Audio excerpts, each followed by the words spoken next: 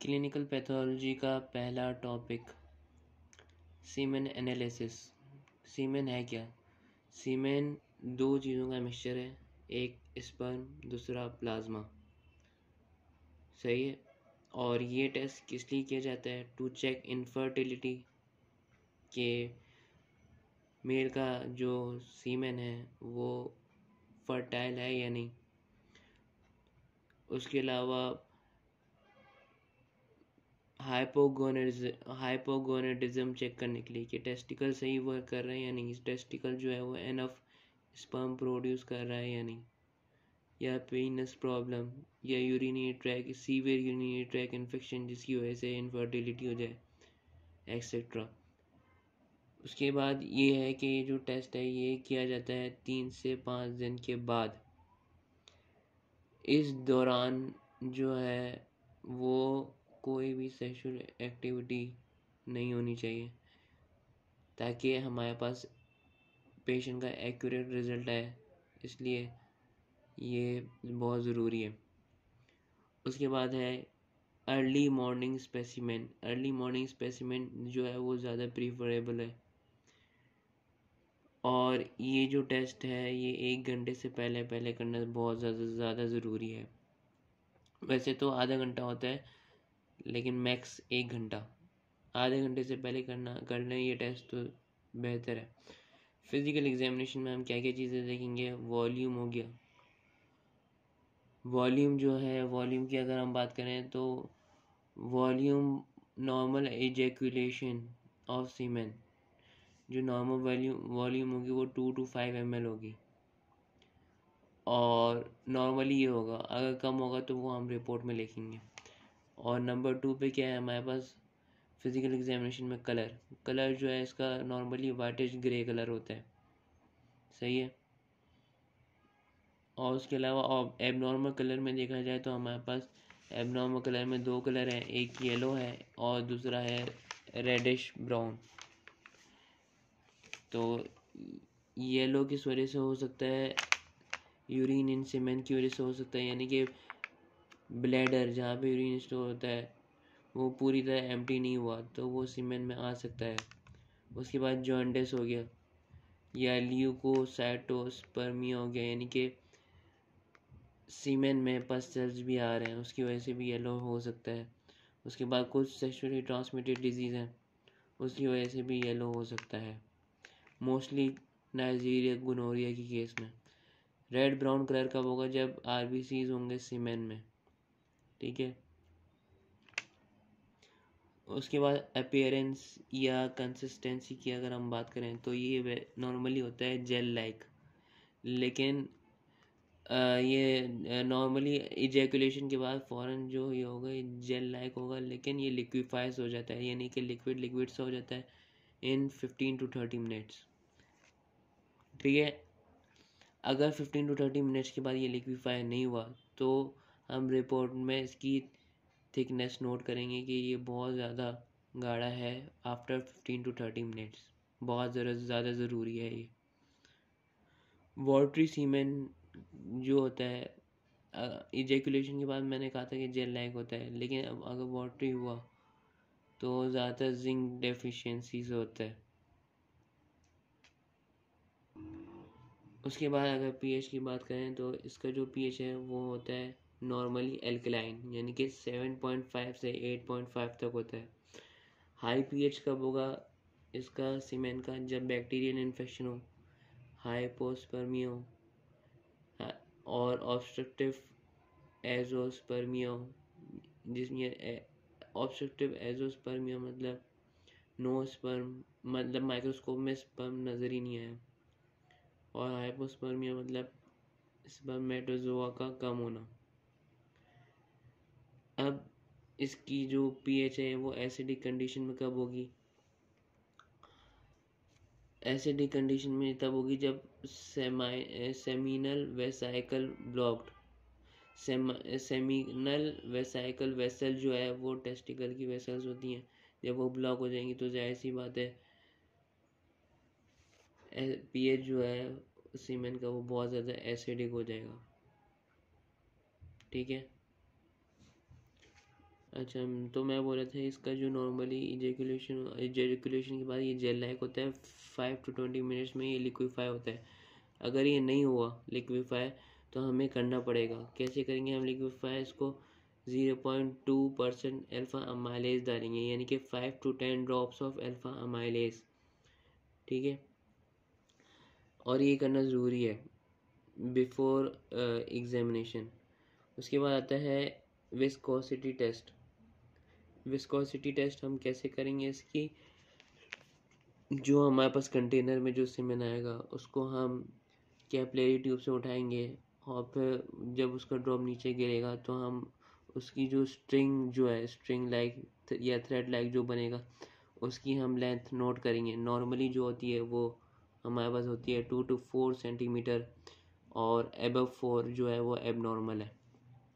उसके बाद sperm counting कैसे करेंगे उसका प्रोसेस देख लेते हैं। लेकिन इससे पहले हम लोग देख लेते हैं कि केमिकली सीमेन एनालिसिस कैसे होती है। केमिकली सीमेन एनालिसिस नॉर्मली सीमेन की टेस्ट में होता तो नहीं है, लेकिन ये डॉक्टर की डिमांड पे होता है, to know the cause of infertility. ठीक है, तो सबसे पहले इसमें हमारे पास जो सबसे मेन चीज़ है वो हमारे पास है फ्रक्टोज। फ्रक्टोज जो है वो help movement of sperm, sperm की मोटिलिटी के लिए बहुत ही इम्पोर्टेंट रोल रखता है। सही है, इसलिए फ्रक्टोज टेस्ट बहुत ज़्यादा इम्पोर्टेंट है, और सबसे ज़्यादा कंसनट्रेशन में ये प्रेजेंट होता है सीमेन में। ये होता है अबाउट 150 to 300 mg/dl। उसके बाद सिट्रिक एसिड। सिट्रिक एसिड में हमारे पास क्या है? Secrete by prostate. ये प्रोस्टेट जो है, ये प्रोस्टेट से सीक्रेट होता है। तो ये क्या डिटेक्ट करेगा? डिटेक्ट प्रोस्टेट ग्लैंड को डिटेक्ट करेगा। अगर प्रोस्टेट ग्लैंड डैमेज हुआ है जो कि सीमेन को प्रोड्यूस करेगा, यानी कि स्टोर करेगा, सॉरी, प्रोड्यूस और स्टोर करता है, तो प्रोस्टेट ग्लैंड में, यानी कि प्रोस्टेट ग्लैंड में डिफेक्ट आया तो सीमेन में भी डिफेक्ट आएगा। ये होता है 10 तक होता है, या उससे भी ज़्यादा हो सकता है, यानी कि 10 से नीचे नहीं होना चाहिए पर इजैकुलेशन। उसके बाद आता है जिंक। जिंक जो है ये रोल रखता है इन टेस्टिकुलर डेवलपमेंट। टेस्टिकल के डेवलपमेंट में ये रोल रखता है जिंक। सही है, और फिर स्पर्मेटोजेनेसिस, यानी कि स्पर्म की फॉर्मेशन में भी रोल रखता है, और उसकी मोटिलिटी में भी रोल रखता है जिंक। यानी कि जिंक दोनों चीज़ों में, इसकी फॉर्मेशन में भी इम्पोर्टेंट है और उसकी मोटिलिटी में भी इम्पोर्टेंट है। तो जिंक जो है ये एज अ प्रोस्टेट मार्कर इस्तेमाल होता है, यानी कि प्रोस्टेट में भी अगर डिफेक्ट आए तो भी जिंक जो है वो नज़र आएगा हमें। नॉर्मली जो इसकी वैल्यू है वो है 2 to 4 माइक्रोमोल पर इजैकुलेशन। उसके बाद आता है LDHL4। ये सीमेन में रिलीज़ होगा कब? जब स्पर्म डाई हो जाएंगे। ठीक है, तो माइक्रोस्कोप में जिस सैंपल में हमें ये स्पर्म डाई नज़र आए तो हम समझ जाएंगे कि इसकी जो सीमेननेस में LDHL4 बहुत ज़्यादा इंक्रीज़ है। उसके बाद आता है ट्रांसफेरिन। इसको इसको नॉर्मली ट्रांसफेरिन कहते हैं, लेकिन ये क्योंकि सीमेन वाला रोल, सीमेन यानी कि ट्रांसफेरिन कोई भी ऐसी चीज़ है जो कि आयरन को टिश्यूज़ तक पहुंचाता है। तो ये ट्रांसफेरेंट, टेस्टिकुलर ट्रांसफेरेंट क्या है? टेस्टिकल तक आयरन को पहुंचाएगा। सही है, तो इसका भी जो ना स्पर्म फॉर्मेशन में एक बड़ा रोल है। ठीक है, लेकिन जो मेन कंपोनेंट्स थे वो ऊपर वाले हैं, ये इतना मेन नहीं है। ये हो गया हमारा केमिकल एनालिसिस ऑफ सीमेन। उसके बाद आता है हमारे पास स्पर्म काउंटिंग। स्पर्म काउंटिंग हम कैसे करेंगे? मैं बताया था हमारी नॉर्मल एजिकुलेशन 2 to 5 ml होती है, और एक स्पर्म पर ml of semen, 1 ml of semen में जो हमारे स्पर्म मौजूद होते हैं वो होते हैं 15 to 150 मिलियंस पर ml, यानी कि 1 ml ऑफ सीमेन में 15 to 150 मिलियन स्पर्म होते हैं, जिसमें से 60% जो होते हैं वो नॉर्मल शेप और नॉर्मल मोटिलिटी रखते हैं। नॉर्मल मोटिलिटी का मतलब ये कि सिर्फ स्ट्रेट में मोटाइल होना। उसके बाद है हमारे पास स्पर्म काउंटिंग में सबसे पहले हम क्या करेंगे, विजुअल असेसमेंट करेंगे।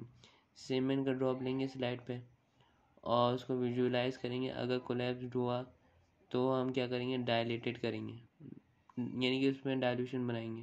यानी कि अगर बहुत ज़्यादा गाढ़ा हुआ तो डाइल्यूशन हमारी इसमें कैसे बनेगी, डाइल्यूशन जो है वो हमारे इस तरह बनेगी। 3.5 ml बफर्ड फॉर्मल सैलाइन होगी, 5 ग्राम सोडियम बाइकार्बोनेट होगी और 35% फॉर्मेलिन होगी हमारे पास, यानी कि 1 ml and 99 ml of distil water. ये सारी चीज़ें होंगी।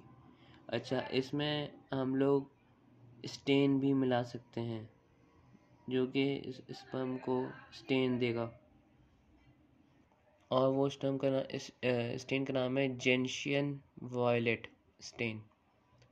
ठीक है, तो डाइल्यूशन ये जो हम बनाएंगे, डाइल्यूशन और स्पर्म की जो डाइल्यूशन बनेगी वो 120 की बनेगी। डाइल्यूशन जो था हमारे पास, रीएजेंट डाइल्यूशन का रीजन, उसमें ये चीज़ें मौजूद थी जो मैं बता चुका हूँ। तो हम इसमें 120 की डाइल्यूशन बनाएंगे, यानी कि 50 माइक्रोलीटर सीमेन लेंगे और 950 माइक्रोलीटर हम डाइल्यूएंट का लेंगे। उसके बाद काउंटिंग प्रोसीजर, वॉश न्यू बोरियो चैम्बर लेंगे और जो हमने ये जो मिक्सचर बनाया था सीमेन और डाइल्यूएंट का वो लेंगे, न्यू बोरियो चैम्बर में चार्ज करेंगे, कवर स्लिप से कवर करेंगे। ठीक है, उसके बाद 10x पे काउंट करेंगे। एटलीस्ट 200 हमें काउंट करने होंगे। ये न्यू बोरियो चैम्बर में कौन से डब्बों में काउंट करते हैं हम लोग, जो डब्बे WBCs के होते हैं। ठीक है, तो counted on 4 large WBC square. अगर 200 पूरे नहीं हुए, WBC स्क्वायर में अगर पूरे 200 नहीं हुए तो होता ये है कि हमें RBCs के जो 5 स्क्वायर हैं उसमें भी हमें काउंट करना पड़ता है। ठीक है, इसका जो फॉर्मूला है हमारे पास, स्पर्म काउंट का फॉर्मूला है वो ये है, counted sperm multiplied by dilution हमारे पास 20 की डाइल्यूशन थी, डेप्थ जो है वो 10 की डेप्थ है हमारे पास। ठीक है, और उसके बाद मल्टीप्लाई बाय 1000 डिवाइडेड बाय 5 जो है वो हमारे पास काउंटेड एरिया होगा। ठीक है, मतलब काउंटेड एरिया आएगा यहाँ पे। काउंटेड एरिया मतलब अगर 200 काउंट हो गए WBC के 4 बॉक्स में तो यहाँ 5 के बजाय 4 आएगा। लेकिन अगर 200 काउंट नहीं हुआ तो RBC में के 5 स्क्वायर में गिनेंगे हम, WBC के स्क्वायर में नहीं गिनेंगे फिर। सही है, वो डिपेंड करता है कि अगर WBC के स्क्वायर में पूरे 200 हो गए तो हम यहाँ 4 लिखेंगे, अगर उसमें पूरे 200 नहीं हो रहे तो RBC वाले स्क्वायर में, RBC के जो 5 स्क्वायर है वो हम उसमें हम काउंट करेंगे तो यहाँ पे 5 आ जाएगा। सही है, उसके बाद नोट, न्यू बोरियो चैम्बर में हम लोग वी यूज़ डाइल्यूएंट। सही है, डाइल्यूएंट प्लस सीमेन न्यू बोरियो चैम्बर के लिए इस्तेमाल होता है। लेकिन एक और चैम्बर है मैकलर काउंटिंग चैम्बर, इसमें डाइल्यूएंट की कोई नीड नहीं है। ठीक है, मैकलर चैम्बर काउंटिंग चैम्बर जो है वो स्पेसिफिक होता है स्पर्म काउंट के लिए। ठीक है, वैसे न्यू बोरियो चैम्बर से भी काउंट कर सकते हैं। अच्छा, अब डाइल्यूएंट विल लाइज स्पर्म। ठीक है, यानी कि अगर न्यू बोरियो चैम्बर से हम काउंट कर रहे हैं जिसमें डाइल्यूएंट की भी ज़रूरत हो रही है तो इसमें हम मोटिलिटी चेक नहीं कर सकते। क्यों? क्योंकि डाइल्यूएंट विल लाइज स्पर्म को ये लाइज करेगा, मतलब मार देगा, यानी कि वहीं पे स्टिल रहेंगे स्पर्म, तो हम लोग उसको इजीली काउंट कर सकते हैं।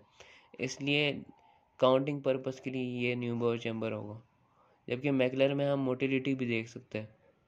उसके बाद and gentian violet will stain sperm, जैसे मैं पहले बता चुका हूँ। उसके बाद है असेसमेंट ऑफ सीमेन मोटिलिटी। हमने फिजिकल एग्जामिनेशन देख लिया, केमिकल एग्जामिनेशन देख लिया, स्पर्म की काउंटिंग देख ली, स्पर्म सैंपल कलेक्शन कैसे करते हैं ये भी देख लिया। अब पांचवी जो चीज़ है हमारे पास वो है असेसमेंट ऑफ सीमेन मोटिलिटी। तो असेसमेंट हम कैसे करेंगे, sperm motility to check 60 minute से पहले ये करना हो। अगर मोटिलिटी टेस्ट है तो 60 मिनट से पहले करना होगा और 10 माइक्रोमीटर रिक्वायर्ड है लाजमी।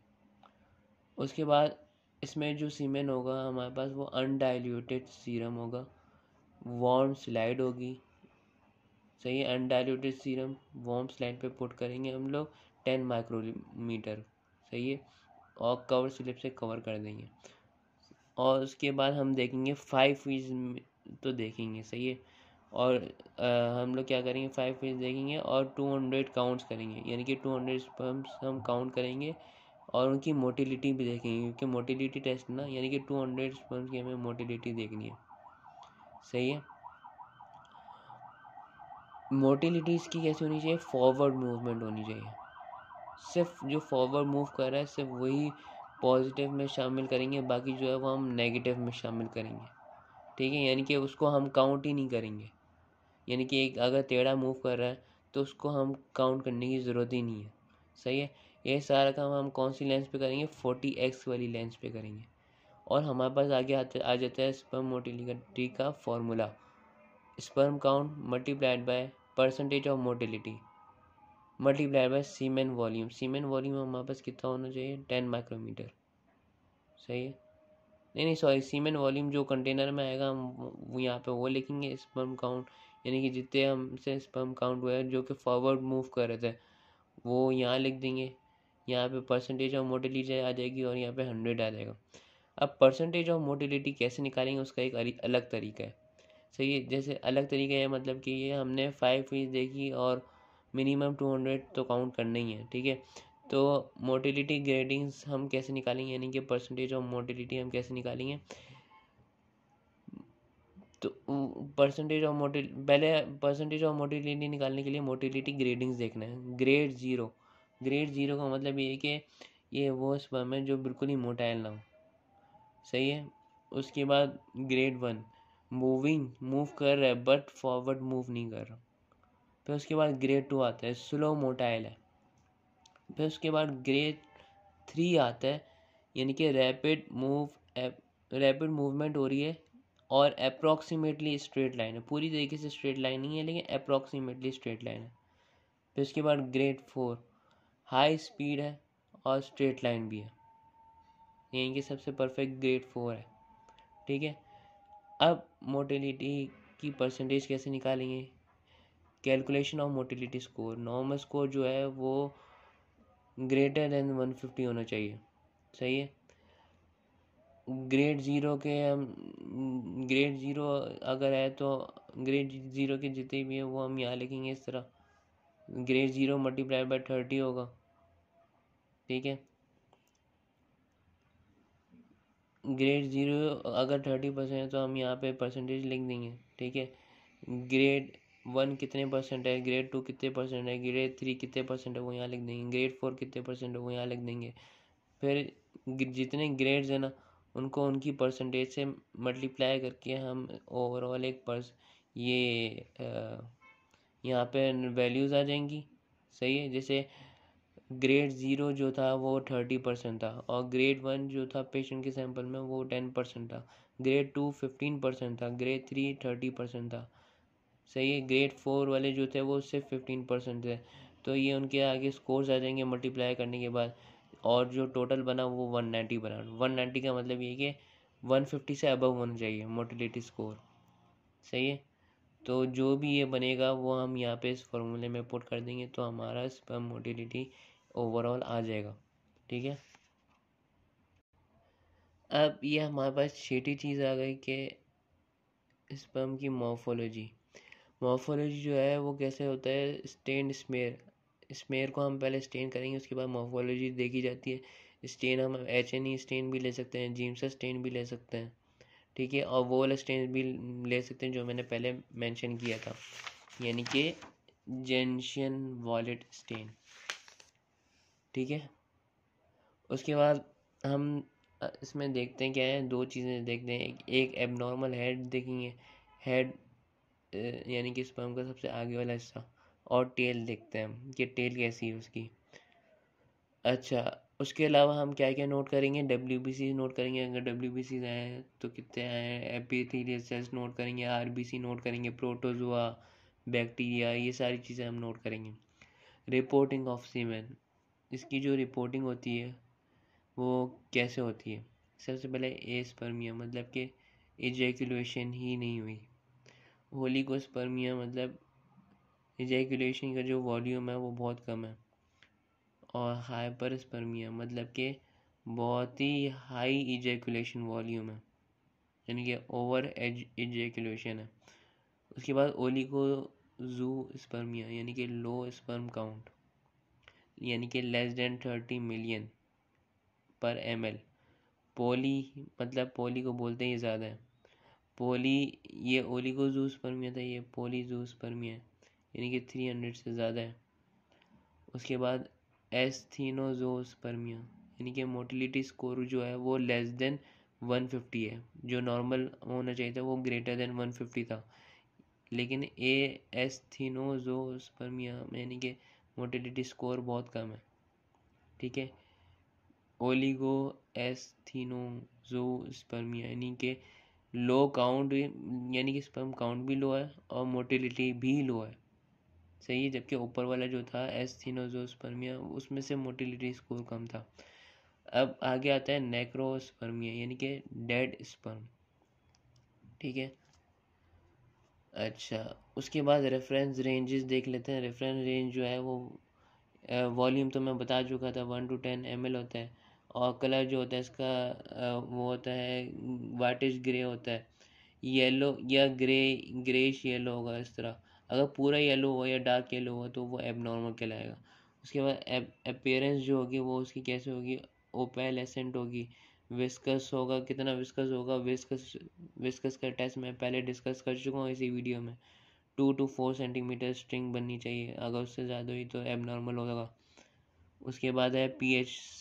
पीएच जो है वो 7.2 से 8.9 तक होना चाहिए। उसके बाद स्पर्म काउंट जो है, अच्छा ये पीएच जो मैं बताया था पहले वो 7.5 से 8.5 बताया था।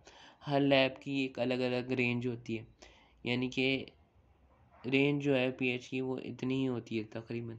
उसके बाद आगे आता है स्पर्म काउंट। वो स्पर्म काउंट में 15 to 150 मिलियन पर ml होता है, यानी कि एक इजैकुलेशन में इतने स्पर्म काउंट होते हैं। उसके बाद मोटिलिटी परसेंटेज ग्रेटर देन 170, 1 घंटे के अंदर ग्रेटर देन 170 होना चाहिए। 3 घंटे में ग्रेटर देन 50 होना चाहिए आफ्टर इजैकुलेशन, यानी कि आफ्टर एजुकेशन अगर 1 घंटा हो जाता है तो ग्रेटर देन 170 होना चाहिए। वैसे तो आधे आधे घंटे के अंदर ही चेक करना चाहिए। आधे घंटे के अंदर अगर चेक करें तो तो मोटिलिटी परसेंटेज जो है वो 150 के से ज़्यादा होना चाहिए। लेकिन अगर 1 घंटा हो जाए तो 170 से ऊपर होना चाहिए, अगर 3 घंटे हो जाए तो 50 से ऊपर होना चाहिए। मोटिलिटी स्कोर 150 से ऊपर होना चाहिए। मॉर्फोलॉजी जो है वो 70% से अबव होना चाहिए।